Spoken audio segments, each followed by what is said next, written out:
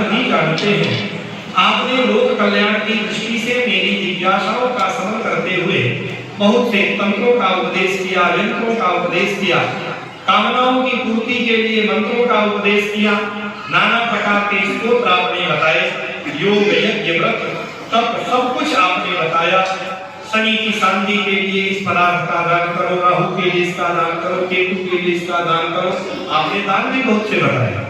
लेकिन इन समस्त साधनों के उपदेश के बाद भी जीव हमेशा दुखी ही दिखाई देता है।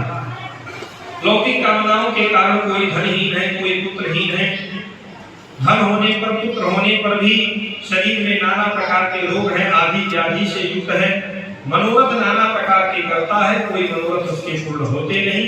और यदि निर्णय देखा जाए तो श्रम मात्रैव केवलम नाना क्लेश समन्विताः सन्ति समार्जिताः, ये केवल श्रम करते हुए देखे जा रहे हैं। इसलिए हे भगवान, आप ऐसा कोई उपाय यह बताइए जिससे जीव संसार के प्रपंचों का निर्वहन करते हुए आपका हो जाए और जन्म मृत्यु का यह जो चक्र चल रहा है इससे उसे मुक्ति मिल जाए।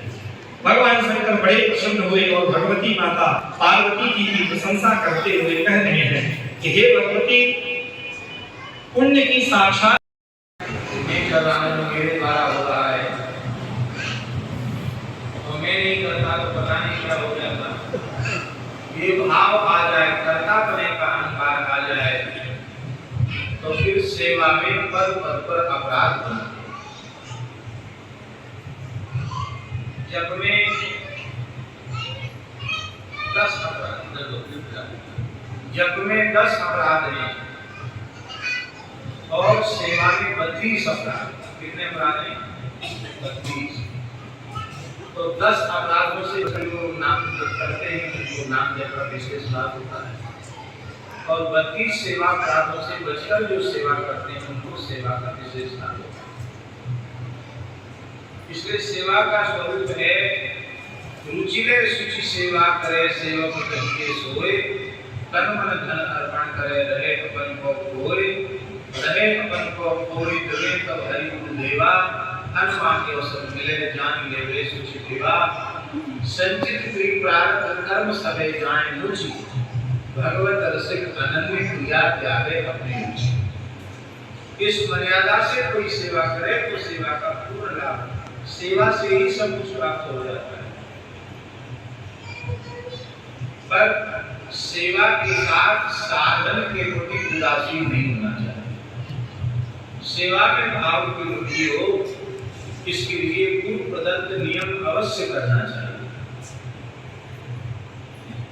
2001 में प्रयाग कुंभ था, उसमें राम सिंह जी की दीक्षा हुई।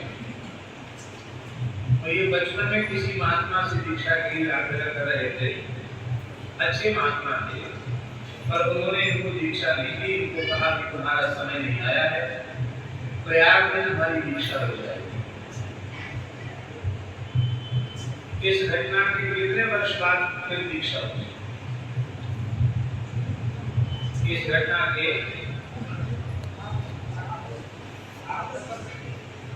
8-10 वर्ष, 24 साल गुरु महात्मा निश्चित ही कोई दिव्य संतरी होंगे। और ये तो आए थे अपने पहाड़ी बाबा खान से में रुके थे, तो हमने तो मना ही कर लिया था। तो हमारे त्यागी सीताराम दास जी और कई